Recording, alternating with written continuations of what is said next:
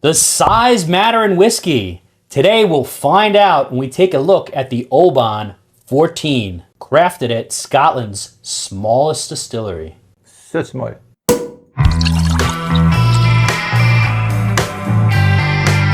Before we get into the 14, let's get a little bit acquainted with the Oban as a brand.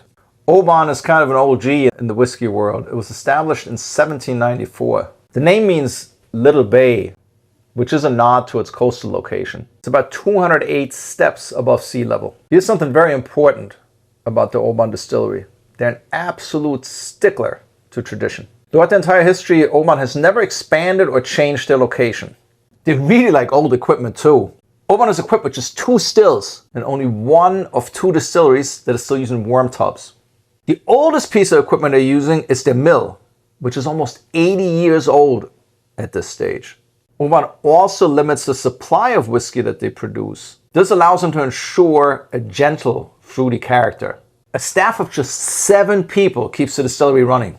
Every drop of whiskey that Oban produces is made by these 14 hands. Let's take a look at the stats for the Oban 14.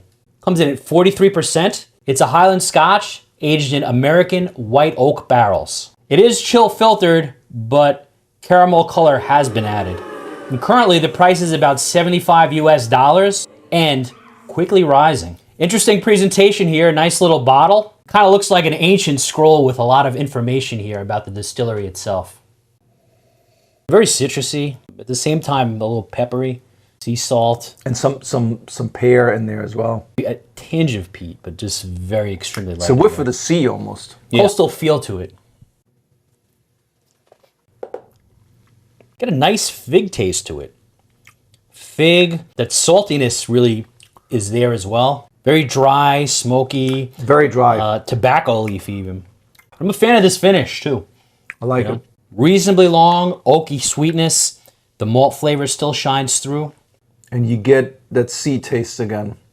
That salty sea is hanging in there a little bit. It's a quality dram. I think it has enough of a following that's built up. Yeah. Very happy that it's non-chill filtered, but just lose the caramel coloring as well. It's not necessary. You don't need it. Yeah. And even if the color varies a little bit over the cask, so be it. Has a lot of complexity there that I'm a big fan of. I like it.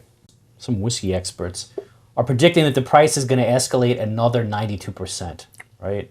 At that point, if you're coming in at like $160 or whatever, $150, somewhere in that area, I don't think it's such a good bargain. At the current price now, if it's around $75, $80.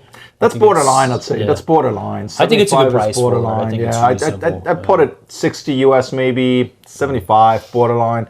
But definitely not 160 or whatever, 120. I don't think so. Yeah. Right? That's a little overkill. I think a lot of the price increase is probably coming from the demand for it, since the output is not huge, as we mentioned. So I think that's kind of what's escalating the demand for it, the price increase, just kind of like what happened in Japan with all the whiskeys there, which now are really in the range of almost unbuyable, I feel like. Well, it's not. It's a price value. There's a huge competition also for Japanese whiskeys out there, and we used to buy Japanese, and we still buy Japanese whiskey sometimes. I have to say, you probably get better value elsewhere now.